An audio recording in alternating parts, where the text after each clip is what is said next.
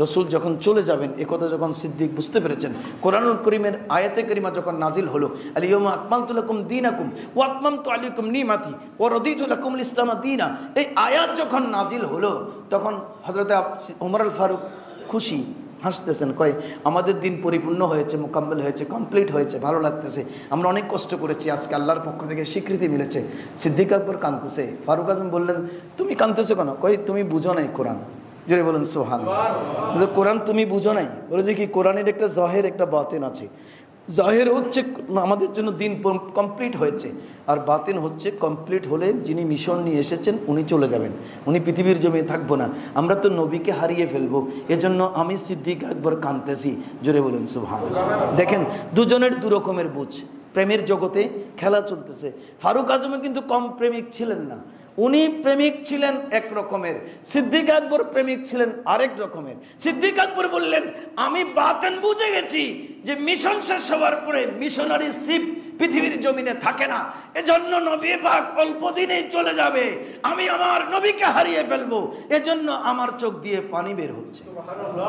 রসুলের কাছে গেলেন, সিদ্দিক আকবর রসুলের দরবারে গেলেন, বললেন ইয়া রাসূলুল্লাহ, কাঁদতেছে, কি ব্যাপার? হুজুর আমি বুঝে গেছি আপনি আমাদেরকে ছেড়ে যাবেন। বলে যে সিদ্দিক, আমি তোমার জন্য যাচ্ছি কবরের জগতে। জোরে বলেন সুবহানাল্লাহ। ইয়া রাসূলুল্লাহ, এটা কীভাবে সম্ভব? কয় তোমার কি মনে আছে গারে সৌরে যখন গুহাতে যাচ্ছিলাম এই মদিনায় হিজরত করবার সময়, তখন ওই গারে সৌরের মধ্যে আমি আগে ঢুকতে চেয়েছিলাম, তুমি কিন্তু ঢুকতে দাও নেই। তুমি বলেছো যে ইয়া রাসূলুল্লাহ আপনি ঢুকবেন না, এটা অন্ধকার জগৎ, এখানে অনেকগুলো গর্ত আছে, সাপ বিচ্ছু আছে, তারা আপনাকে কামড় দেবে, আমি আগে যাব, গোটা গুহাখানা পরিষ্কার করে আপনার জন্য অনুকূল পরিবেশ বানাবো, তারপরে আপনি নবী যাবেন, আমি ডাকবো। কয় তোমার কি মনে আছে? ইয়া রাসূলুল্লাহ আমার মনে আছে। কয় খবরের জগৎ এর চেয়েও কঠিন জগৎ, এখানে তুমি আগে গেলে তোমার জন্য তুমি ভয় পেতে পারো, এজন্য আমি রসুল তোমার আগে যাব, তোমার জন্য পুরো কবরের জগৎটা জান্নাত বানাবো, তারপরে তোমাকে ডাক দেব। নবী কেন কবরে? নবী কেন মাটির নিচে?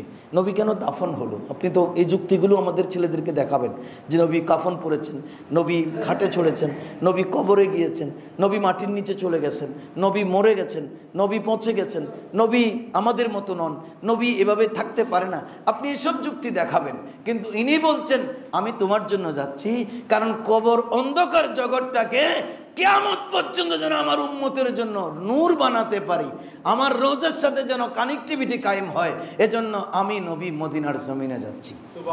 যেন আমরা দোয়া করার সময় দোয়া করি, আল্লাহ মদিনার রোজা পাকের সাথে আমাদের কবরের রাবেতা কায়েম করে দাও। জোরে বলুন, আমার মুরব্বির কবরের সাথে মদিনার সংযোগ করে দাও।